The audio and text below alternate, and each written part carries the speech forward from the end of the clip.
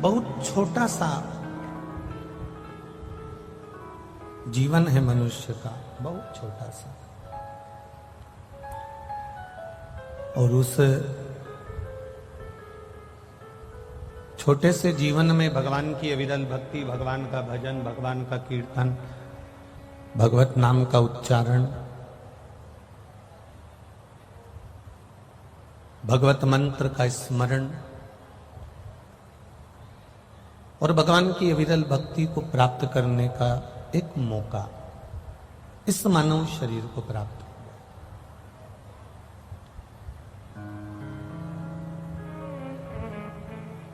तेरी कृपा बिना न हिले एक भी लेते हैं सांस तेरी कृपा से। प्रेशर बढ़ा के रखो, प्रेशर। बखान क्या करूं मैं राखों के ढेर का, चपटी बबूत में खजाना कुबेर का।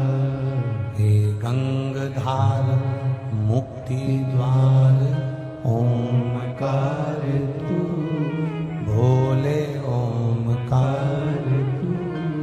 आयो शरण तिहार शंभु तार तार। भगवान को केवल तन के माध्यम से, शरीर के माध्यम से परमात्मा को नहीं पुकारना।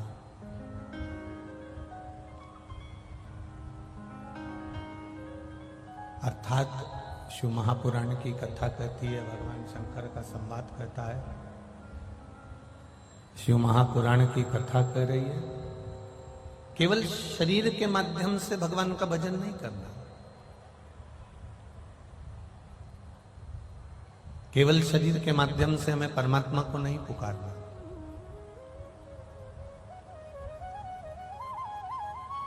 हमें परमात्मा का अगर भजन करना है तो भीतर से, अपनी चित्त वृत्ति से, अपने मन से, अपनी बुद्धि से और अपने इस हृदय से भगवान शिव की भक्ति को धारण करना।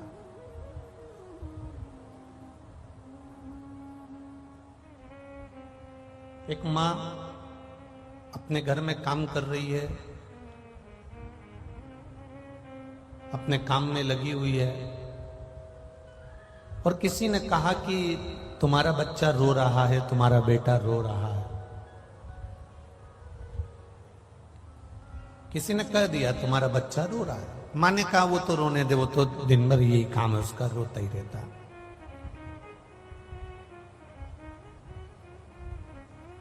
फिर किसी ने आके कहा कि तुम्हारा बच्चा रो रहा है, तुम्हारा बच्चा रो रहा है। मां ने फिर कहा वो तो रोता ही रहता है, उसके पास तो कोई काम नहीं है, अब उसको संभालूं कि मैं काम करूं? अब वो रो रहा है तो मैं गोदी में ज्यादा ले भी नहीं सकती, मुझे काम भी करना। एक बच्चा रो रहा है, मां से कहा गया कि तुम्हारा बेटा रो रहा है, तो भी मां उसको गोदी में इसलिए नहीं रह रही क्योंकि उसको काम करना है, बहुत सारे काम में लगे रहना। और एकदम जो बच्चा रो रहा था और एकदम जम के चीख के रो दे, एकदम जम के चीख के रो दे, तो मां को कहना नहीं पड़ता, काम छोड़कर वो दौड़कर भागकर जाती है कि नहीं जाती? बोलो जाएगी कि नहीं जाएगी? जाएगी ना। बच्चा एकदम चीख कर रोया, गला पकड़ रहा है, बच्चा एकदम जब चीख कर रोएगा और एकदम चीख कर रोया तो मां दौड़ कर जाएगी, सारा काम छोड़कर, सब कुछ छोड़कर मां उस बच्चे के पास पहुंच जाएगी, सब कुछ छोड़कर।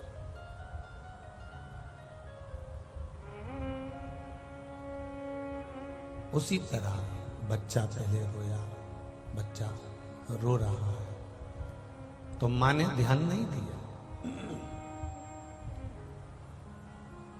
बच्चा रोया तो मां ने ध्यान नहीं दिया। किसी ने कहा भी तुम्हारी संतान रो रही है, तुम्हारा पुत्र रो रहा है, तुम्हारा बच्चा रो रहा है, तो भी मां नहीं गई। पर जब बच्चा चीख कर रोया तो मां दौड़कर सारा काम छोड़कर उसके पास चली जाती है।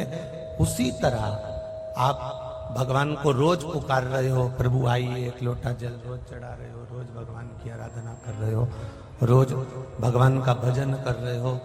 क्यों?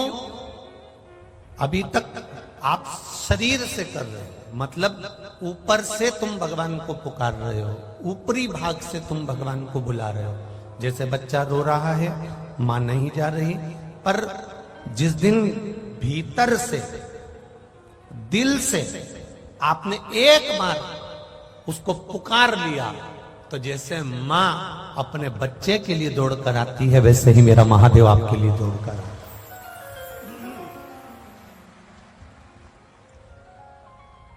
जैसे मां अपने बच्चे के लिए दौड़ कर आती है, वैसे मेरा महादेव भी आपके लिए दौड़ कर आए। बस दिल से पुकारना पड़ेगा, हृदय से। मैंने तेरे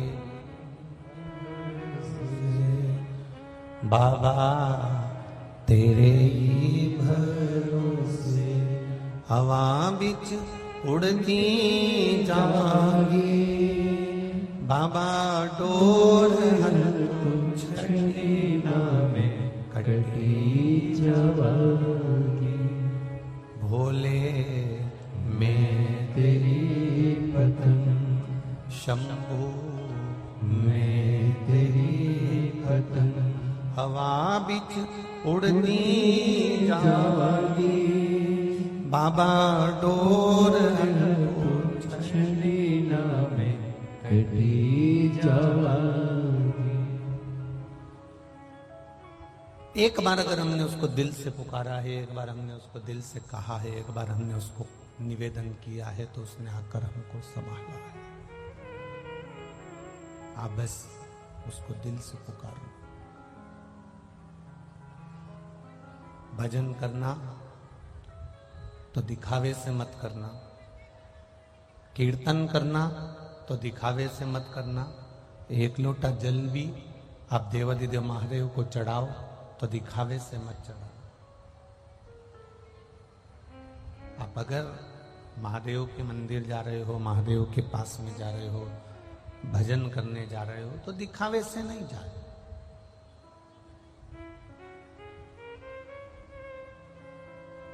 जल छल से मत चढ़ाओ। शिव जी को जल चढ़ाना तो छल विहीन चढ़ाइए, छल से हटकर।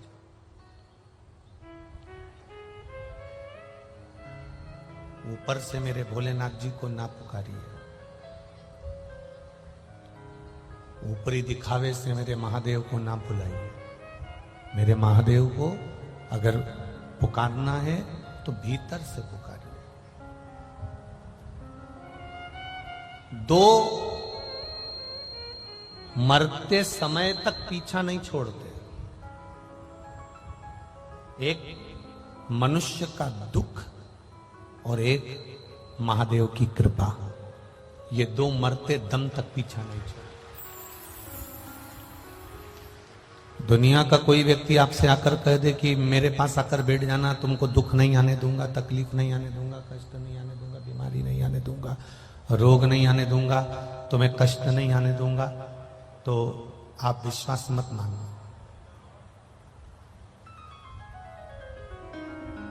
इस व्यासपीठ ने कभी भी आपसे यह नहीं कहा कि आपकी जिंदगी में दुख नहीं आएगा। पूर्व में जो हम कर्म कर कर, अरे ये बढ़ाई है ना भाई अंदर से, पूर्व में जो हम कर्म कर कर आए हैं, पूर्व में जो हमने कर्म किया है, उसका भोग हमको भोगना ही पड़ेगा।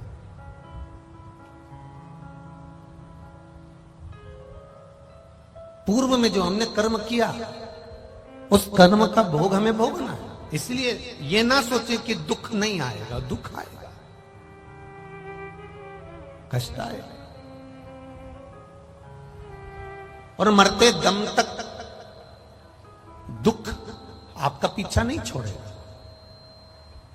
पर शिव महापुराण की कथा कहती है कि दुख भी आएगा और उस दुख में अगर आपने भगवान का भजन कर लिया है, उस दुख में आपने महादेव को एक लोटा जल समर्पित कर दिया है, तो चिंता मत करना, दुख आया है तो महादेव भी जरूर आएगा, ये निश्चित।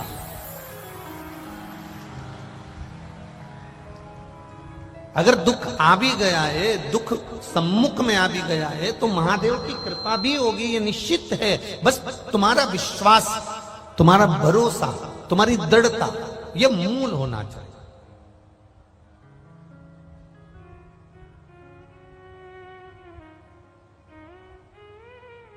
यहां पर कथा सुनने के लिए आप लोग इतनी इतनी दूर से आए हो, किस लिए आए?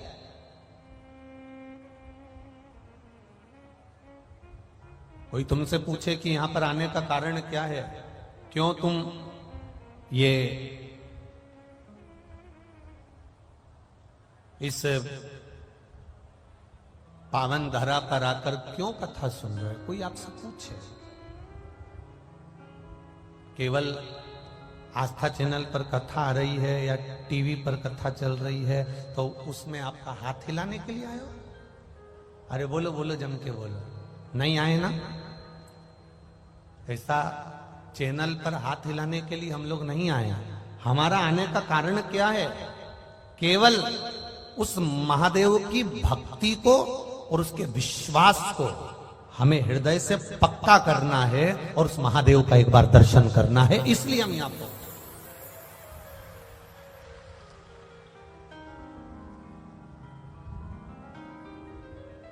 हमारा मूल उद्देश्य है शिव को प्राप्त करना, भगवान शंकर को प्राप्त करना।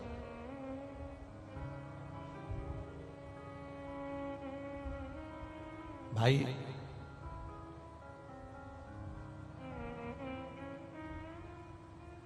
पहले के लोगों को दुख होता था, तकलीफ होती थी, कर्जा होता था, बहुत ज्यादा तकलीफ में जब पहले के लोग आ जाते थे तो मदिरा की दुकान पर चले जाते थे। बोलो सही है कि गलत है? और मदिरा वाला उनके हाथ में एक मदिरा की बोतल पकड़ा देता था।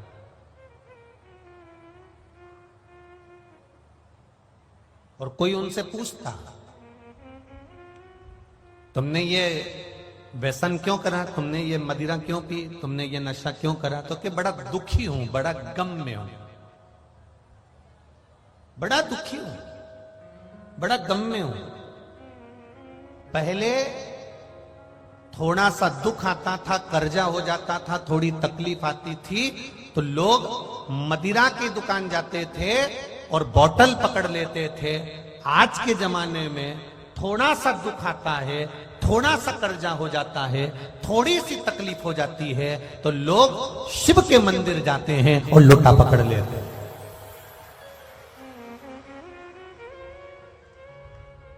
कई लोग कहते हैं पहले और आज में क्या अंतर है, हम उनसे इतना ही कहना चाहेंगे, पहले दुख आता था तो मदिरा की बोतल पकड़ते थे, आज दुख आता है तो मंदिर जाने के लिए जल का लोटा पकड़ते हैं।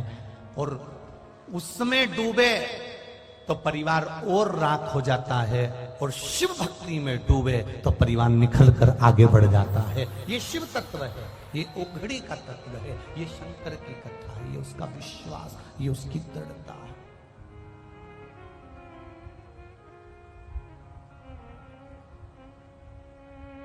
आएगा दुख, संसार में ऐसा कोई नहीं जन्मा जिसको दुख नहीं आया। और तुम्हारे पास ऐसा कोई व्यक्ति हो जो तुमसे कह दे कि तुम्हारे पास में दुख नहीं आएगा, मैं बैठा हूं और दुख नहीं आने दूंगा, तो फालतू की बात है। किसी के चक्कर में मत पड़ना, स्पष्ट बात कह रहे हैं। सुन लो, ग्रेटर नोएडा के जितने भक्त लोग कथा सुनने आए हैं और जितने लोग आस्था चैनल पर कथा सुन रहे हैं और जितने फेसबुक यूट्यूब पर सुन रहे हो, अच्छे से सुन लेना। पुराने कर्म का भोग तुमको भोगना पड़ेगा, चाहे सियोर वाला महाराज हो, चाहे दुनिया का कोई महाराज हो, और चाहे आप हो, चाहे हम हो। हमने जो पूर्व में किया वो हमको नहीं मालूम, उसके कर्म का भोग भोगना पड़ेगा। सिर आपका दुखेगा, हमारा भी दुखेगा, पेट आपका दुखेगा, हमारा भी दुखेगा, हाथ हमारे दुखेंगे, तुम्हारे भी दुखेंगे, पांव हमारे दुखेंगे, तुम्हारे भी दुखेंगे। दुनिया में दुख को भोगना है, पर उस दुख का एक निवारण है, वो शंकर भगवान की अविरल भक्ति, शिव का शिवालय और एक लोटा जल हमारे कष्ट को थोड़ा कम कर देगा, हमारे दुख को थोड़ा कम।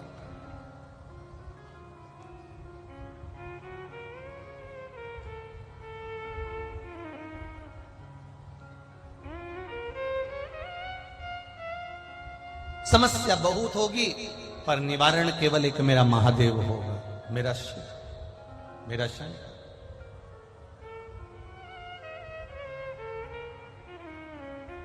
आदमी का काम है दुख देना और महादेव का काम है दुख को मिटा देना। ये महादेव का काम। आप बहुत अच्छी जिंदगी जीने लगोगे, बहुत खुश की जिंदगी जीने लगोगे, बहुत सुख की जिंदगी जीने लगोगे, तो लोगों को अच्छा नहीं लगेगा। वो धीरे धीरे आपको कष्ट देने का प्रयास करेगा, दुख देने का प्रयास करेगा।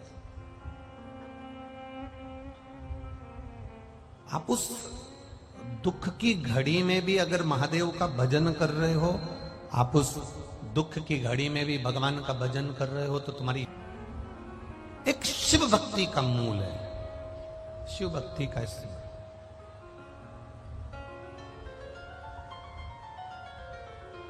शिव महापुराण की कथा कह रही है, भगवान शंकर का गुणगान कह रहा, शिव तत्व कह रहा। मनुष्य का काम है आपको दुख देना, मनुष्य का काम है आपको तकलीफ देना, संसार के लोगों का काम है किसी न किसी रूप में आपके चरणों को खींच कर नीचे लाना, पर उस महादेव का काम है आपने जिस हाथ से जल चढ़ाया है उस हाथ को पकड़कर आगे तक लेकर जाना, मंजिल तक पहुंचाना। ये मेरे महादेव का कार्य है, ये मेरे शिव का कार्य है। भक्ति, शिव पुराण की कथा कहती है कि यदि जीव को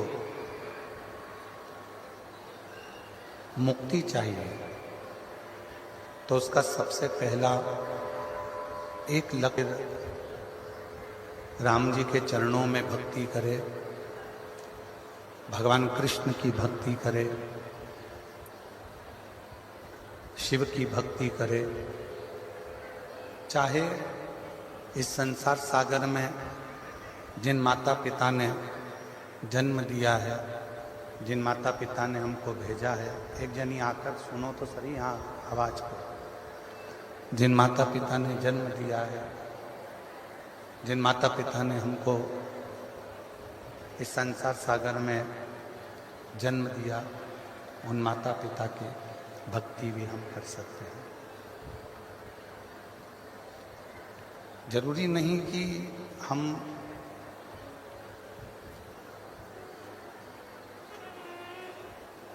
राम को भजेंगे तो ही मुक्ति मिलेगी, कृष्ण को भजेंगे तो ही मुक्ति मिलेगी, शिव को भजेंगे तो ही मुक्ति मिलेगी। शिव महापुराण की कथा तो ये तक कहती है कि आप यदि अपने माता पिता के चरणों की भी सेवा कर रहे हो, माता पिता के चरणों की सेवा में भी लगे हुए हो, माता पिता के चरणों की सेवा में भी अगर तत्पर हो, तो भी निश्चित है कि मुक्ति मिलना ही। जैसे पौंडलिक की कथा थी, पौंडलिक ने करा था, रुपेश इसमें आवाज तो आई नहीं रही है,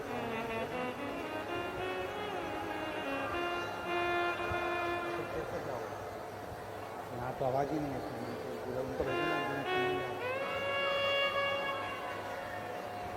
तो कैसे होगा?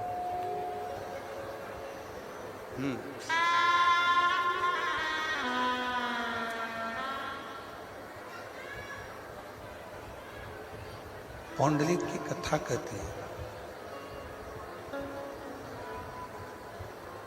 पौंडलिक की कथा वर्णन करती है कि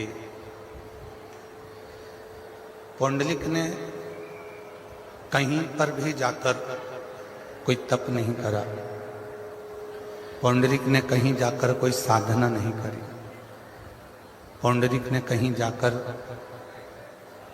कोई डेरा नहीं बनाया। पौंडलिक ने तो केवल एक कार्य करा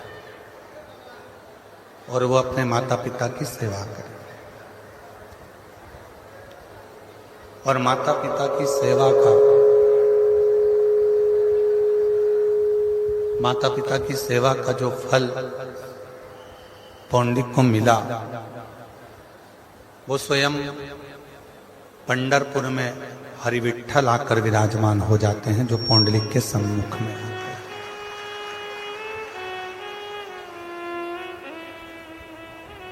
जरूरी नहीं कि घर छोड़ दोगे, परिवार छोड़ दोगे, नाते छोड़ दोगे, रिश्ते छोड़ दोगे, कुटुंब छोड़ दोगे,